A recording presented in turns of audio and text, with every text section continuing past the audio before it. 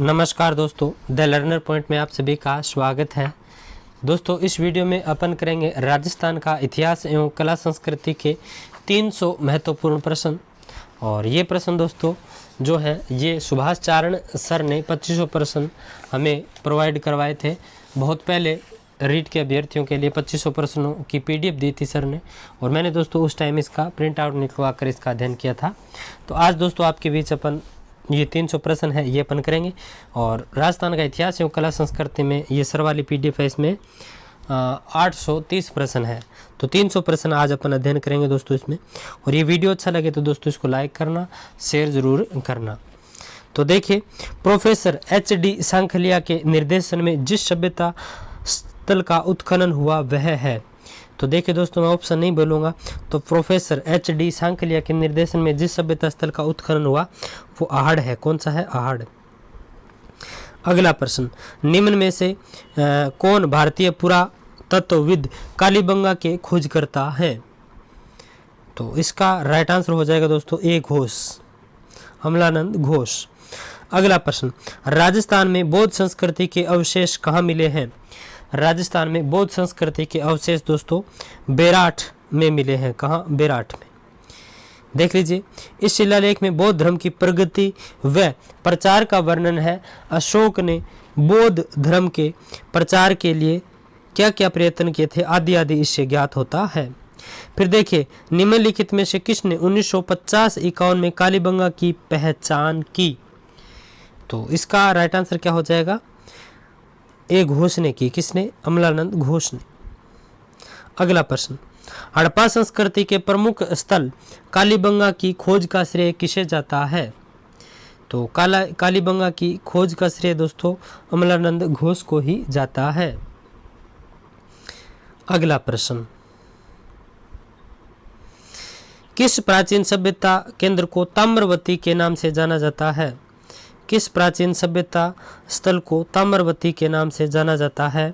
तो इसका right answer हो जाएगा आहड़ को। किसे? आहड़ को। अगला प्रश्न, बीजक पहाड़ी स्थित है दौसा, भरतपुर, विराटनगर या डीग? तो बीजक की पहाड़ी दोस्तों विराटनगर में स्थित है। कहाँ? विराटनगर। गणेश्वर का टीला जहाँ ताम्रयुगीन अवशेष मिले हैं ये किस जिले में है? तो गणेश्वर का टीला जहाँ ताम्रयुगीन अवशेष मिले हैं ये गणेश्वर सीकर में स्थित पड़ता है। तो देखिए दोस्तों, गणेश्वर जिले की नीम का थाना तहसील में स्थित ताम्रयुगीन सभ्यता का स्थल 2800 ईस्वी पूर्व यहाँ की विकसित संस्कृति ताम्रयुगीन संस्कृतियों में सबसे प्राचीन है। यहाँ उत्खनन में एक साथ भारत में सबसे अधिक उपकरण मिले हैं, जिसमें मछली पकड़ने के कांटे, बाणागर, कुल्हाड़ी आदि प्रमुख हैं। अगला प्रश्न, राजस्थान में बौद्ध संस्कृति के अवशेष कहाँ मिले हैं? तो राजस्थान में बौद्ध संस्कृति के अवशेष विराटनगर, जयपुर में मिले हैं। तो राजस्थान में बौद्ध संस्कृति के अवशेष विराटनगर, जयपुर। अगला प्रश्न, बेराठ में किस सभ्यता के अवशेष प्राप्त हुए हैं? बेराठ में किस सभ्यता के अवशेष प्राप्त हुए हैं? तो बेराठ में दोस्तों मौर्यकालीन सभ्यता के अवशेष प्राप्त हुए हैं।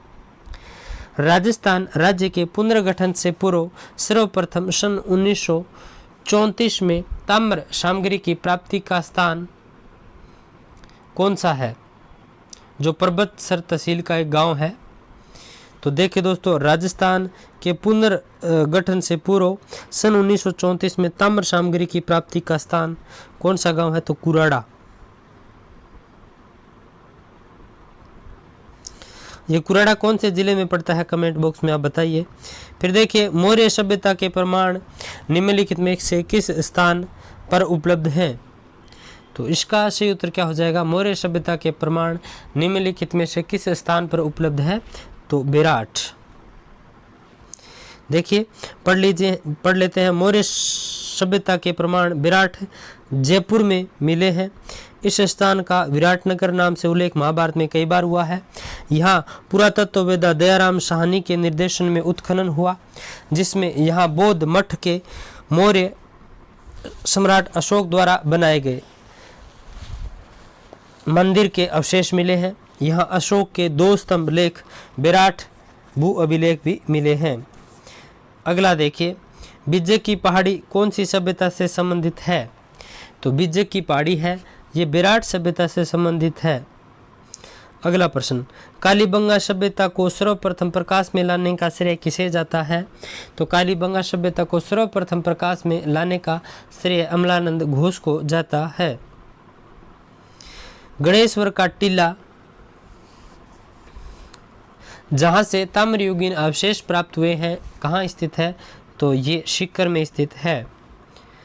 एक घर में एक साथ 6 चूल्हे किस पुरातत्व स्थल से मिले हैं? एक घर में एक साथ 6 चूल्हे किस पुरातत्व स्थल से मिले हैं?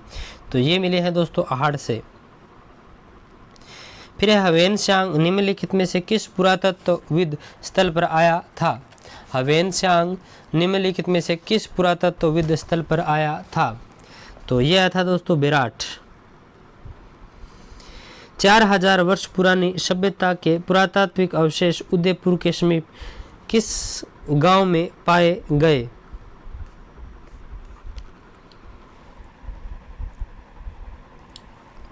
इसका राइट आंसर हो जाएगा आहड़।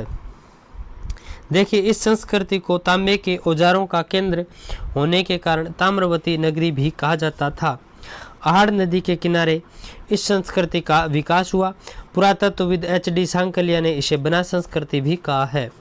यहाँ खुदाई में इस सभ्यता के 3 चरणों का पता चला है। प्रथम चरण में स्फटिक पत्थरों के उपकरण प्राप्त हुए। दूसरे चरण में ताम्र, कांस्य तथा लोह युग के उपकरण मिले हैं तथा तृतीय चरण में मर्तभांड संबंधित सामग्री मिली है। अगला प्रश्न, अशोककालीन बौद्ध मंदिर व स्तूप प्राप्त हुए। तो अशोककालीन बौद्ध मंदिर व स्तूप ये बिज्जक की पहाड़ी में प्राप्त हुए। नलियासर कौन से जिले में स्थित है? नलियासर कौन से जिले में स्थित है? तो नलियासर दोस्तों जयपुर जिले में स्थित है।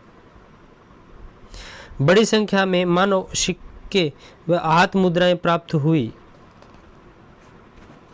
तो बड़ी संख्या में मानव सिक्के व हाथ मुद्राएं नगर से प्राप्त हुई। कहां से? नगर से।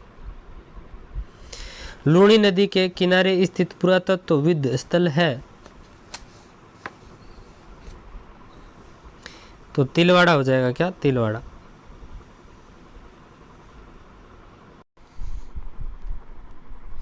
अगला प्रश्न देखिए, सन 1939 और 37 में प्रथम बार दयाराम साहनी द्वारा, पुनः 1962-63 में कैलाशनाथ दीक्षित द्वारा किस पुरास्थल में उत्खनन कार्य किया गया?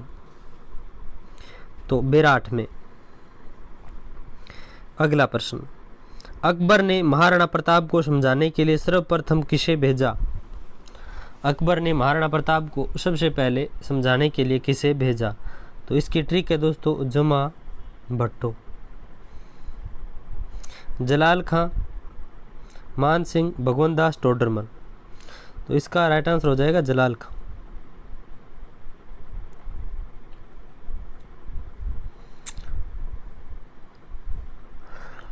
पूर्व हड़प्पाकालीन ताम्रयुगीन सभ्यता के अवशेष प्राप्त हुए हैं। पूर्वकालीन ताम्रयुगीन सभ्यता के अवशेष प्राप्त हुए हैं तो गणेश्वर से। पुरावशेषों के संरक्षण हेतु संग्रहालय की स्थापना की गई। तो ये की गई कालीबंगा में। अगला प्रश्न, कालीबंगा किस जिले में स्थित है? कालीबंगा किस जिले में स्थित है? तो कालीबंगा हनुमानगढ़ जिले में स्थित है। गणेश्वर सभ्यता का संबंध किस नदी से है? गणेश्वर सभ्यता का संबंध किस नदी से है? तो कांतली नदी से। भीलवाड़ा जिले में कोठारी नदी के पास किस कस्बे के टीले के उत्खनन से मध्य पाषाण काल की जानकारी मिलती है? भीलवाड़ा जिले में कोठारी नदी के पास किस कस्बे के टीले के उत्खनन से मध्य पाषाण काल की जानकारी मिलती है? तो इसका सही उत्तर है वो क्या हो जाएगा? बागोर से। अगला प्रश्न, जैसलमेर में 1550 ईस्वी में वहां के शासक लूणकरण के समय अर्धशाका हुआ क्योंकि इसमें केसरिया तो हुआ किंतु जौहर नहीं हुआ।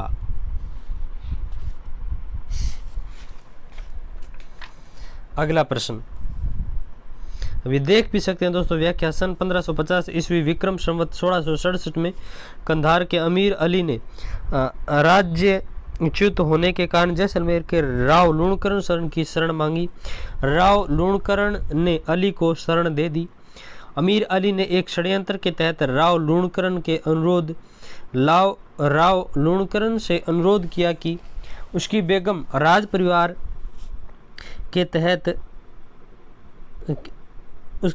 राज परिवार की रानियों व महिलाओं से मिलना चाहती है। अमीर अली ने स्त्रियों के वेश में सैनिक किले के अंदर भेजने का प्रयास किया। फलतः इस तरह लड़े गए युद्ध में भाटियों की विजय हुई, लेकिन राव लूणकरण वीरगति को प्राप्त हुए। जैसलमेर का यह तीसरा शाखा अर्ध शाखा कहलाता है, क्योंकि इसमें वीरों ने केसरिया तो किया, लड़ते हुए वीरगति पाई, लेकिन जोहर नहीं हुआ, अतः इसे अर्ध शाखा माना जाता है। फिर देखिए कालीबंगा की खुदाई में प्राचीन नगर के कितने स्तर पाए गए।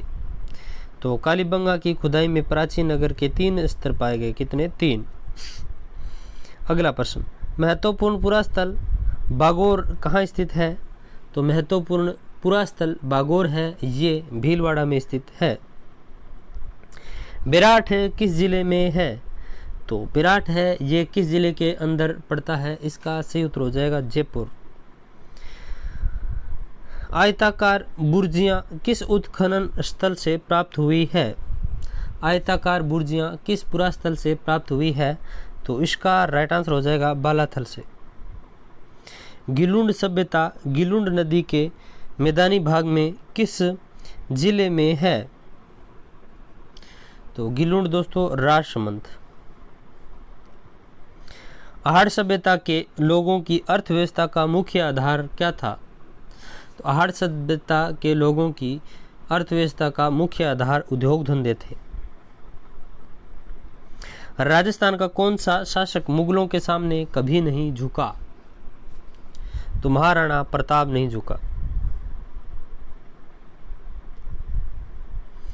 देखिए उदयपुर के महाराणा प्रताप, जिन्हें हल्दी घाटी का शेर, मेवाड़ का किक्का, मेवाड़ केसरी कहा जाता है, ने जीवन पर्यंत अकबर के सामने घुटने नहीं टेके। 21 जून 1576 को महाराणा प्रताप तथा उसके मुगल सेनापति हाकिम खां सूर ने मुगल सूबेदार मान सिंह को हल्दी घाटी के युद्ध में करारी टक्कर दी थी। अपने निर्वासन काल में प्रताप ने चावंड को अपनी राजधानी बनाया। इस युद्ध को कर्नल जेम्स टोड ने मेवाड़ की थर्मोपोली कहा था। अब देखिए राजस्थान की ताम्र युगीन सभ्यताओं में सबसे प्रमुख सभ्यता कौन सी है। तो आहड़ है। अगला प्रश्न, कालीबंगा का शाब्दिक अर्थ क्या है। तो कालीबंगा का शाब्दिक अर्थ है दोस्तों काली चूड़ियाँ। अगला प्रश्न, वह स्थान जिसे प्राचीन भारत का टाटा नगर कहा जाता है। वह स्थान जिसे प्राचीन भारत का टाटा नगर कहा जाता है तो रेड टोंक। विजय की पहाड़ी, भीम जी की डूंगरी व महादेव जी की डूंगरी किस जिले में अवस्थित है। तो इसका राइट आंसर हो जाएगा जयपुर जिले में। अगला प्रश्न, राजस्थान के किन स्थलों पर पूरा पाषाणकालीन अवशेष प्राप्त हुए हैं। राजस्थान के किन स्थलों पर पूरा पाषाणकालीन अवशेष प्राप्त हुए हैं। तो इसका राइट आंसर क्या हो जाएगा जायल डीडवाना।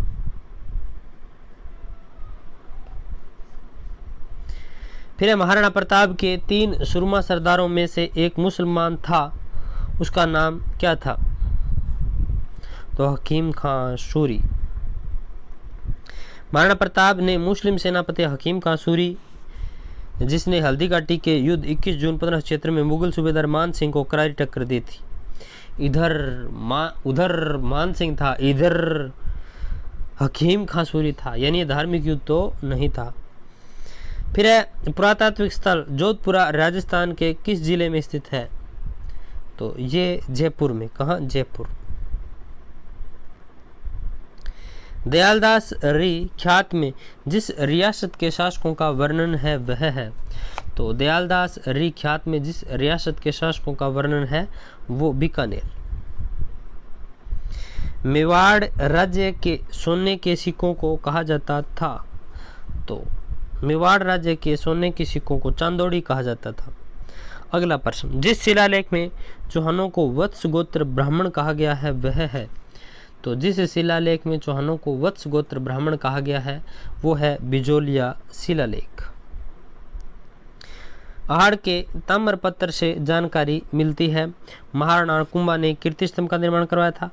महाराणा राज सिंह ने राजसमंद झील का निर्माण करवाया था। गुजरात के शासक भीमदेव के समय मेवाड़ पर गुजरात का अधिकार, किसानों से वसूल की जाने वाली विविध लाख बागों का पता चलता है। तो इसका राइट आंसर हो जाएगा गुजरात के भीमदेव के समय मेवाड़ पर गुजरात का आक्रमण, मेवाड़ पर गुजरात का अधिकार। तो गुजरात के शासक भीमदेव के समय में मेवाड़ पर गुजरात का अधिकार था, इस चीज का पता चलता है। स्वामी विवेकानंद ने राजस्थान के एक कस्बे में आकर कुछ समय के लिए राजा के अतिथि के रूप में ठहरे थे, वह कस्बा कौन सा है? तो खेतड़ी में ठहरे थे दोस्तों स्वामी विवेकानंद जी। स्वामी विवेकानंद राजस्थान के खेतड़ी झुंझुनू के महाराजा अजीत सिंह के यहाँ ठहरे थे। खेतड़ी नरेश ने ही नरेंद्र मूल नाम को विवेकानंद नाम दिया। खेतड़ी नरेश ने ही इनको 1893 ईस्वी में शिकागो विश्व धर्म सम्मेलन अमेरिका में भाग लेने के लिए भेजा था। विवेकानंद ने अपने गुरु रामकृष्ण परमहंस के नाम पर रामकृष्ण मिशन नामक संगठन बनाया।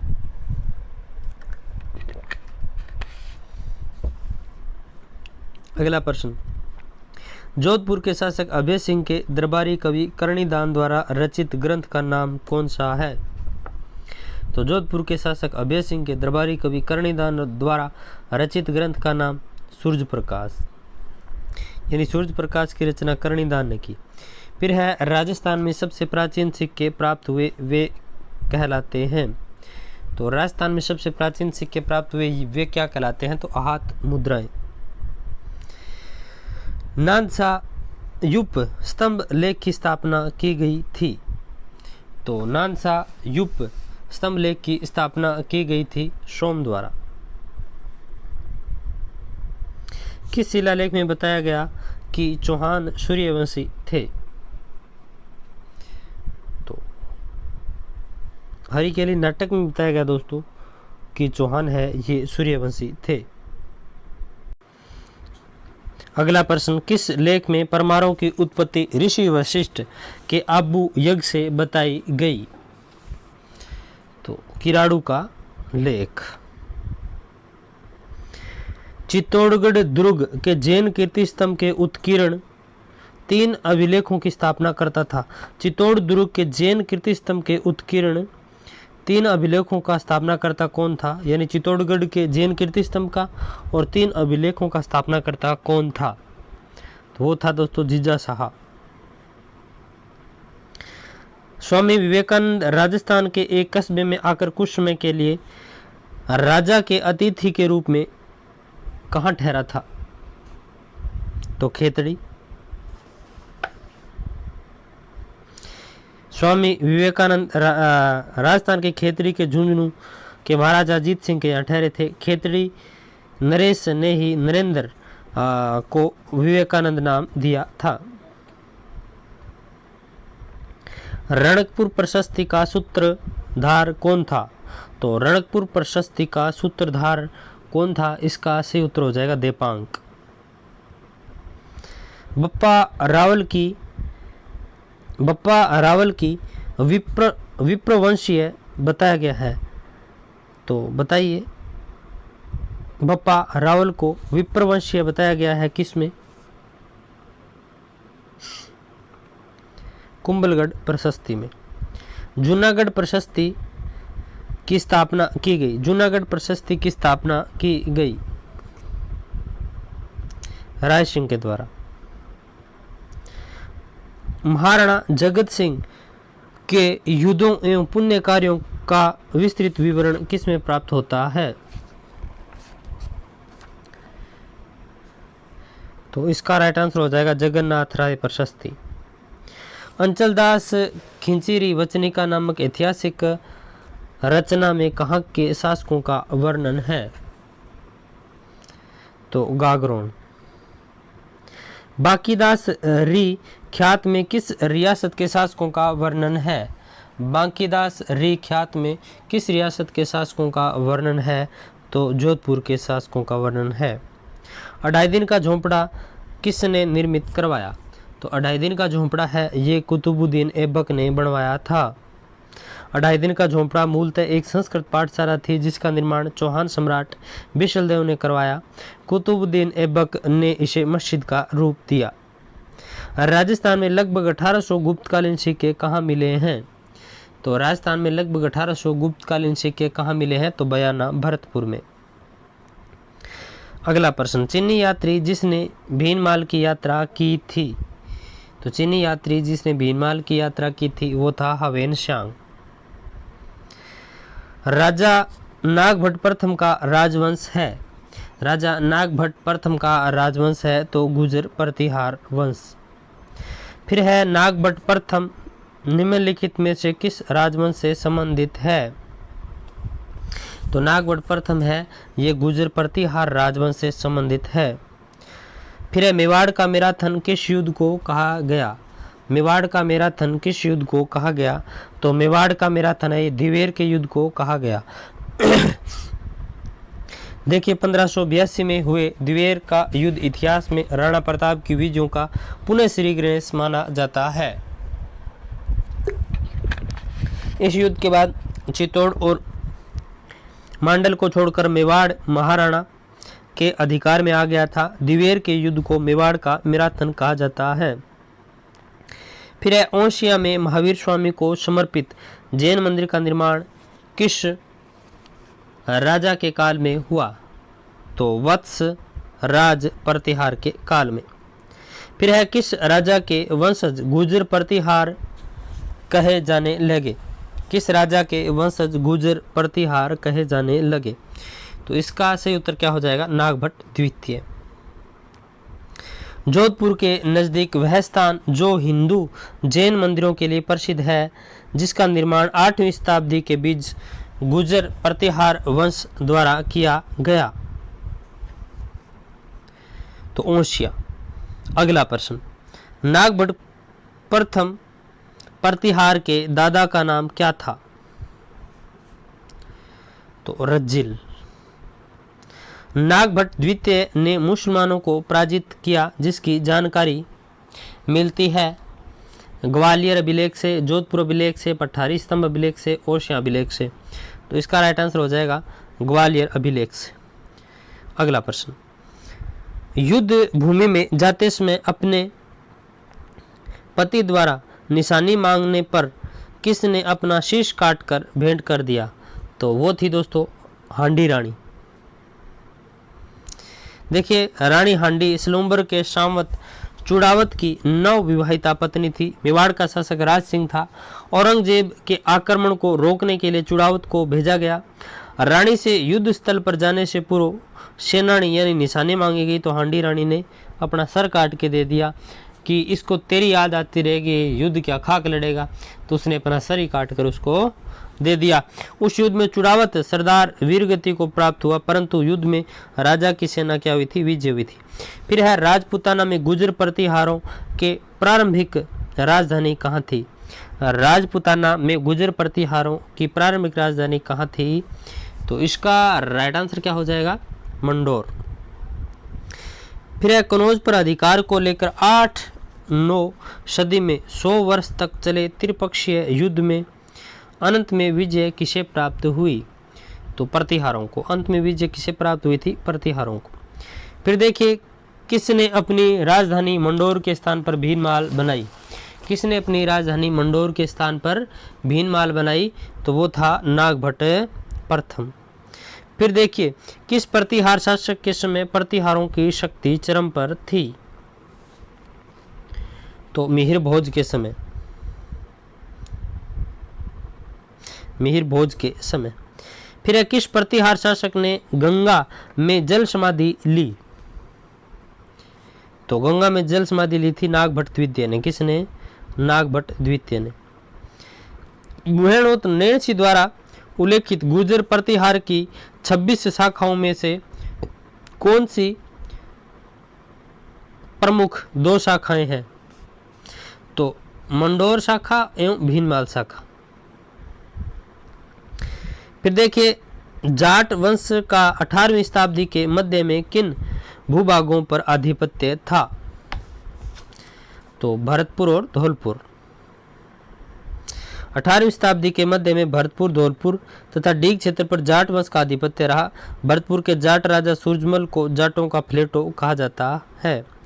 फिर है पृथ्वीराज विजय के लेखक कौन है? तो पृथ्वीराज विजय के लेखक जानक भट्ट हैं। फिर है अलाउद्दीन खिलजी ने रणथंभौर का आक्रमण किया क्योंकि? तो देखिए क्योंकि सुल्तान ने विद्रोहियों को शरण दी। फिर है फरिश्ता के अनुसार अलाउद्दीन खिलजी का जालौर पर द्वितीय आक्रमण किस वर्ष हुआ? तो फरिश्ता के अनुसार अलाउद्दीन खिलजी का जालौर पर द्वितीय आक्रमण 1308 में हुआ। कब? 1308 में। फिर है 1192 के त्राइन के युद्ध के किस चौहान शासक को आक्रमणकारी शाहबुद्दीन गोरी से लड़ना पड़ा? तो वो है पृथ्वीराज तृतीय। फिर है रणथंभौर के हमीर के विरुद्ध किस मुस्लिम सेना नायक ने खिलजी सेना का नेतृत्व किया? तो रणथंभौर के हमीर के विरुद्ध किस मुस्लिम सेना नायक ने खिलजी सेना का नेतृत्व किया था? तो वो था उगलू खां।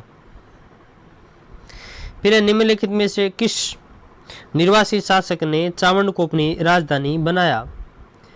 तो इसका राइट आंसर क्या हो जाएगा? महाराणा प्रताप ने। देखिए महाराणा प्रताप ने हल्दी घाटी के युद्ध के बाद निर्वासित काल में चावंड उदयपुर को अपनी राजधानी बनाया, जो 1615 ईस्वी तक इस प्रदेश की संकटकालीन राजधानी बनी रही। चावंड के पास ही बांडोली गांव में प्रताप का दाह संस्कार किया गया था। मेवाड़ चित्रकला की प्रारंभिक शैली का प्रादुर्भाव चावंड में ही हुआ था। फिर है कानड़ देव कहाँ का शासक था? तो कानड़ देव कहाँ का शासक था? तो कानड़ देव जालौर का शासक था। फिर है राजस्थान का प्रथम चौहान राजा था? तो राजस्थान का प्रथम चौहान राजा था। इसका राइट आंसर क्या हो जाएगा? राजस्थान का प्रथम चौहान राज्य कौन सा था? तो शाकंभरी के चौहान, शाकंभरी। 2.5 दिन के झोंपड़े का निर्माण किसने करवाया? तो 2.5 दिन के झोंपड़े का निर्माण कुतुबुद्दीन ऐबक ने करवाया था। किसने? कुतुबुद्दीन ऐबक ने। मोहम्मद गौरी ने पृथ्वीराज चौहान को कब पराजित किया? तो मोहम्मद गौरी ने पृथ्वीराज चौहान को त्राइन के दूसरे युद्ध में पराजित किया। अब आपको कमेंट बॉक्स में बताना है कि त्राइन का प्रथम युद्ध कब हुआ, त्राइन का दूसरा युद्ध कब हुआ, पानीपत का पहला युद्ध कब हुआ, पानीपत का दूसरा युद्ध कब हुआ। अगला प्रश्न, चौहानों का मूल स्थान माना जाता है अग्निकुंड से, सूर्य से, चंद्रमा से, आकाश से।